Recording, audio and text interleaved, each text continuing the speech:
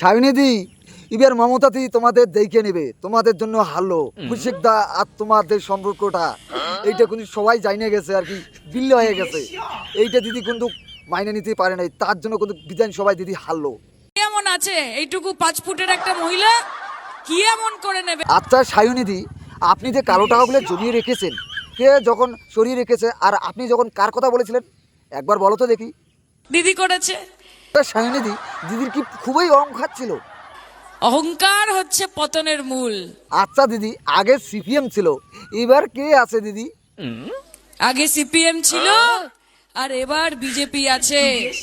দিদি ভারতকে ভালোই জ্বালিয়ে গেল টিএমসি পার্টি, না দিদি? এই ভারত জ্বালাও পার্টি, এই বাংলা জ্বালাও পার্টি, এই ভারতীয় জুমলা পার্টি মিথ্যে কথা বলা ছাড়া, মিথ্যে প্রতিশ্রুতি দেওয়া ছাড়া যাদের কোনো কাজ নেই। আচ্ছা সায়নিধি, মমতা দিদি যখন আরেকটা কথা কি বলেছিল? বাংলা দখল করব।